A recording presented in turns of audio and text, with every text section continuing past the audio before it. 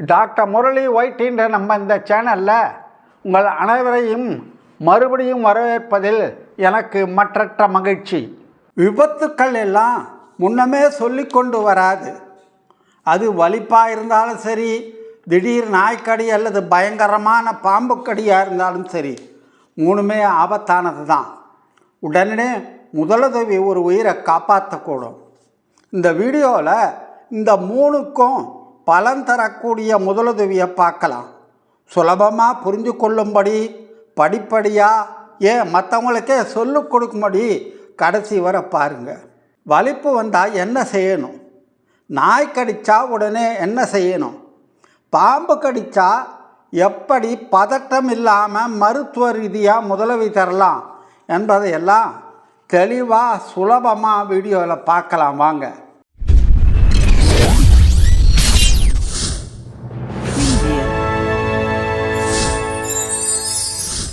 முதல்ல வலிப்பு நோய், எபிலப்சி சீசர்ன்றது.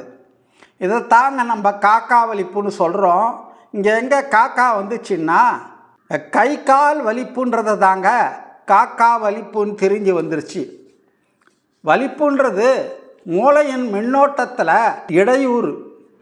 முதல்ல விரைப்பு, அடுத்தது கை கால் இழுக்கிறது வரும், வாயில் நுர, நாக்கு கடிக்கிறது, மலம் மூத்திரம் கழிக்கிறது போன்றவை கூட இருக்கலாம். என்ன செய்யணும்? செய்ய வேண்டியவை என்னென்ன டூஸ்? அமைதியாக இருக்கணும், பதட்டப்பட வேண்டாம் தான் முதல். ரெண்டாவது, வலிப்பு வந்தவரை வலிப்பு நின்ன உடனே மெதுவாக ஜென்டிலாக ஒரு பக்கமாக பக்கவாட்டில் திருப்பணும். இது சுவாச பாதையை கிளியர் செஞ்சு சோக்காகாமல் அடைக்காமல் பாதுகாக்கும். வாயில் நுர தள்ளி மூச்சு விட சிரமப்பட்டால் இது எச்சு கீழே விழும்படி செய்யும். தலைக்கு அடியில் தலையை பாதுகாக்கிறதுக்கு ஒரு மடித்த துணி அல்லது ஒரு மென்மையான பொருளை வைக்கலாம். அவசரத்துக்கு சட்டையை கூட சுருட்டி வைக்கலாம். கழுத்தை சுற்றி இறுக்கமான துணி, பட்டன் இதெல்லாம் இருந்தால் அதை கொஞ்சம் லூஸ் செய்யணும், மூச்சு விடுறதுக்கு உதவும். அருகே சுற்றுமுற்றி கூர்மையான ஆபத்தான பொருட்கள் இருந்தால் அதை அகற்றணும். மேசை, நாற்காலி கூட நகர்த்திடலாம். மூக்கு கண்ணாடி போட்டிருந்தால் கழட்டி விடுங்க. எவ்வளவு நேரம் வலிப்பு நீடிக்குதுன்னு குறிச்சிக்கிறது நல்லது. வழக்கமாக இது 2-3 நிமிஷம் நீடிக்கும். இந்த நேரம் குறிக்கிறது மருத்துவர்களுக்கு ரொம்பவுமே உதவியாக இருக்கும். வலிப்பு நின்ன பிறகு வலிப்பு வந்தவரை தைரியப்படுத்தணும். அவர்களை ஓய்வெடுக்க விடணும். நல்லா தெளியும் வர கூடவே துணைக்கு இருக்கணும். அடுத்தது, வலிப்புக்கு செய்யக்கூடாதவை டோன்ட்ஸ். வாயில் எதையும் வைக்கக்கூடாது. ஸ்பூனு, பசை இது அவர்களையோ உங்களையோ காயப்படுத்தலாம். அவங்கெல்லாம் தங்கள் நாக்கையே முழுங்கிடுவாங்க என்ற மூட நம்பிக்கை. எதையாவது வாயில் வச்சா பல் உடையலாம், கையை கடிக்கலாம், காற்றுப்பாதை அடப்படலாம். அவங்கள ஃபோர்ஸிபிளாக போட்டு அழுத்தி பிடிக்கக்கூடாது, நின்றுரும். அதனால் வலிப்புன்னு. வலிப்பும்போது தண்ணீரோ சாப்பிட்றதுக்கு ஏதாவது உணவோ கொடுக்கக்கூடாது. நடு ரோடாக இருந்தால் கொஞ்சம் இடம் மாற்றி தள்ளி வைக்கலாம். பதட்டப்படாமல் பீதி அடையாமல் இருக்கணும். வலிப்பு தானாகவே 2-3 நிமிஷத்தில் நின்றுடும். கையில் சாவி கொடுப்பதனால ஒரு பிரயோஜனமும் இல்லை. ஆம்புலன்ஸை எப்போ கூப்பிடணும்? வலிப்பு 5 நிமிஷத்துக்கு மேலே நீடித்தா, இதுதான் முதல் தடவையாக இருந்தால், காயமடைந்து இருந்தால், அல்லது வலிப்பு முதல் தடவை அடுத்து உடனே 2வது தடவையும் திரும்பி வந்தால், மூச்சு விட சிரமப்பட்டா அல்லது மூச்சு நின்று போனால், கர்ப்பிணி கீழே வந்தால், ரொம்ப நேரம் மயக்கம் தெளியாமல் இருந்தால் ஆஸ்பத்திரிக்கு கூட்டிட்டு போகணும். இவ்வளவு நேரம் நம்ம வலிப்பு நோயுடைய முதலுதவியை பார்த்தோம். அடுத்தது நாய்க்கடி முதலுதவியை பார்க்கலாம். நாய்க்கடிக சிறிய கீறலிருந்து ஆழமான குத்தல் காயங்கள் வர இருக்கலாம். முக்கியமாக தொற்று நோய்கள் தான் பரவுது, அதுதான் கவலை. பாக்டீரியா, டெட்டனஸ், ரேபீஸ், திசு சேதம் இதெல்லாம். நாய் கடித்தவ பாதுகாப்பை உறுதி செய்யணும். நாய் அங்கேயே இருந்து ஆக்ரோஷமாக இருந்தால் நாய் கடித்தவங்களுடைய பாதுகாப்பு முக்கியம். டாக் பைட்ஸுக்கு முதலுதவியில் என்ன ஸ்டெப்ஸுன்னா, ஒன்று, காயத்தை உடனடியாக சோப்பு மொத்தம் ஓடுற தண்ணீரில் ரன்னிங் வாட்டர் குறைஞ்சது 5-10 நிமிஷம் கழுவணும். 15 நிமிஷம் கழுவினா பெஸ்ட்டு. இந்த ஸ்டெப்பு தான் இருக்கிறதுக்குள்ள முக்கியம். காயம் மற்ற அதை சுற்றியுள்ள அழுக்கு மற்ற பாக்டீரியா இதெல்லாம் அகற்றுறதுக்கு மெதுவாக முழுமையாக தேய்க்கணும். பொவிடோனைடின் இல்லை பீட்டாடைன் போன்ற கிருமி நாசினி இருந்தால் கொஞ்சம் தடவிடலாம். ரத்தம் வந்துக்கிட்டே இருந்தால் ஒரு சுத்தமான துணியின் உதவியால் காயத்தின் மீது நேரடியாக அழுத்தம் கொடுக்கலாம். காயத்தின் மேலே இறுக்கமான துணி கயிறு கட்டக்கூடாது. இரத்த ஓட்டம் தடைபடும். உடனடியாக ஆஸ்பத்திரிக்கு செல்லணும். ஆன்டிரேபிக் வேக்சின் போடுறது நல்லது. டெட்டனஸ் டாக்ஸாய்டு போடணும். இந்த ஆன்டிரேபிக் வேக்சின் ஏஆர்வின்றது கடித்த அன்னைக்கு 0, 3ஆவது நாள், 7ஆவது நாள், 14ஆவது நாள், 28ஆவது நாள் WHO கைட்லைன் பிரகாரம் 0, 3, 7, 14, 28. டெட்டனஸ் டாக்ஸாய்டு இன்ஜெக்ஷன்றது 5-10 ஆண்டுகளாக இருந்தால் போட்டு பூஸ்டர் டோஸ் போட்டுருணும். நாயை அடையாளம் காண முடிஞ்சால் ரேபிஸ் ஆபத்து மதிப்பீட்டுக்கு ரொம்ப முக்கியம். உங்கள் சொந்த வளர்ப்பு நாயாக இருந்தால் கூட தடுப்பூசி அவசியம். எந்த கடியும் அலட்சியப்படுத்த வேண்டாம். ஒரு சிறிய கீரை கூட கடுமையான நோய் தொற்றை உண்டு பண்ணலாம். இந்த பாரம்பரிய வைத்தியங்களை நம்ப வேண்டாம். காயத்தில் எண்ணெய், மஞ்சள் தடவக்கூடாது. சோப்பு தண்ணி மட்டும்தான் போடணும். ரேபிஸ்ன்றது ஒரு வைரஸ் நோய். ரேபிஸால் பாதிக்கப்பட்ட நாயின் உமிழ்நீர் மூலம் இது வருது. நாய் மட்டும் இல்லைங்க, குரங்கு, பூனை கடிச்சா கூட இந்த ஆபத்து இருக்குது. வலிப்பு நோய் முதலுதவி ஆச்சு. நாய்க்கடி முதலுதவி முடிஞ்சுது.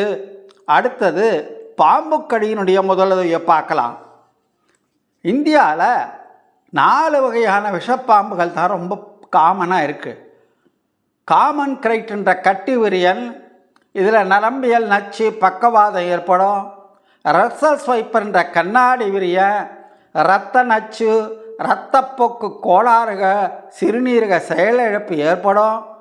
கோப்ரான்ற நாகப்பாம்பு, நரம்பியல் நச்சு பக்கவாதம் ஏற்படும். சாஸ்கேல் வைப்பர், சுருட்டவிரிய, இரத்த நச்சு, இரத்தப்போக்கு ஏற்படும். பாம்புக்கடியில் செய்ய வேண்டியவை என்ன? டூஸ்ட். கடிப்பட்டவரை அமைதியாகவும் அசையாமல் இருக்க செய்ய வேணும். பதட்டமும் அசைவும் விஷத்தை வேகமாக பரவ செய்யும். கடிப்பட்ட இடம் இதய மட்டத்திற்கு கீழே இருக்கும்படி படுக்க வைக்கணும், ஹார்ட் லெவலுக்கு. கடிப்பட்ட கை அல்லது காலை அசையாமல் இருக்க இம்மொபைலைஸ் செய்ய ஸ்ப்ளிண்ட் கொடுக்கணும். கட்டையை வச்சு கட்டுறது தாங்க. மோதிரம், கடிகாரம், வளையல், மற்ற நகைகள், இறுக்கமான ஆடைகள் போன்றவற்றை வீக்க ஆரம்பிக்கிறதுக்கு முன்னாலேயே நீக்கணும்.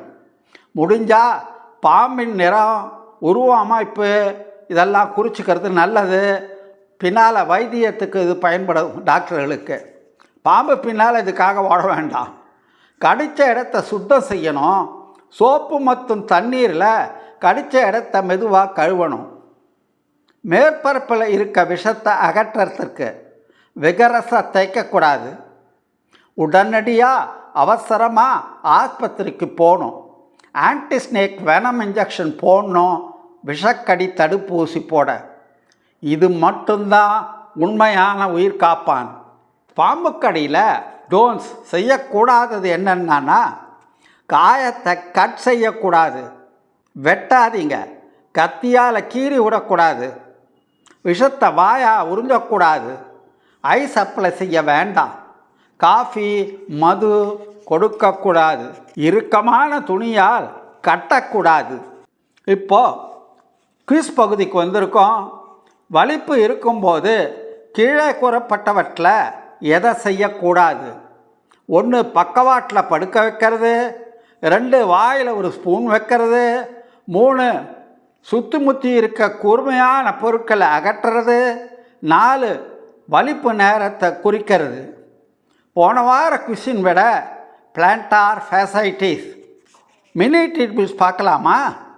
புதிய ஆராய்ச்சி முடிவு கூறுவதாவது, சரியான முதலுதவியை பதட்டப்படாமல் முதல் 10 நிமிஷத்தில் அளிக்கிறது தான் நாய் இல்லை பாம்புக்கடி நேரங்களில் உயிர் பிழைக்கும் வாய்ப்பை 70% அதிகரிக்குது. எவ்வளவு நேரம் வலிப்பு நோய், நாய்க்கடி, பாம்புக்கடி, இந்த நேரத்தில் என்ன முதலுதவி செய்யணும், என்ன செய்யக்கூடாதுன்னு தெரிஞ்சுக்கிட்டோம். இந்த தகவல்கள்லாம் மிகவும் முக்கியமானவை. நாம் மட்டும் தெரிஞ்சு வச்சுருந்தா போதாதுங்க, நம்ம சுற்றியுள்ளவங்களுக்கும் தெரிவிக்கணும். இந்த தகவல்கள் எப்போது வேண்டுமானாலும் ஒரு உயிரை காப்பாற்ற உதவலாம். இந்த வீடியோவானது மெடிக்கல் எஜுகேஷன் பர்பஸுக்காக தயார் செய்யப்பட்டது. ப்ரொஃபஷனல் மெடிக்கல் கவுன்சிலிங்கோ, டயக்னோசிஸ்க்கோ, ட்ரீட்மெண்ட்டுக்கோ இது ஒரு மாற்று அல்ல. தேவைப்படுவோர் அருகிலுள்ள மருத்துவமனைக்கு சென்று தங்களுக்கு தேவையான ஆலோசனைகளை, ட்ரீட்மெண்ட்டை பெற்றுக்கொள்ள வேண்டும். காணொளி உங்களுக்கு பிடித்திருக்கும் என்று நினைக்கிறேன். லைக் பண்ணுங்கள், சப்ஸ்கிரைப் பண்ணுங்கள், பக்கத்தில் இருக்கிற பெல் பட்டனை அழுத்தி ஆலை டிக் பண்ணுங்கள். அப்போ தான் எல்லா நோட்டிஃபிகேஷன் உங்களுக்கு உடனுக்குடனே வந்து சேரும். ஷேர் பண்ணுங்கள். உங்களுடைய கமெண்ட்ஸை, டவுட்ஸை, சஜஷன்ஸை கமெண்ட் பாக்ஸில் ட்ராப் பண்ணுங்கள். அடுத்த வாரம் உங்களுக்கு எந்த டாப்பிக்கை பற்றி டிஸ்கஸ் பண்ணலாம் அப்படின்றதையும் கமெண்ட் பாக்ஸில் போடுங்க. என்னுடன் இணைந்தமைக்கு மிக்க நன்றி. மீண்டும் அடுத்த வாரம் உங்களை ஒரு இன்ட்ரெஸ்டிங் டாப்பிக்கோடு வந்து சந்திக்கிறேன். Until then, bye.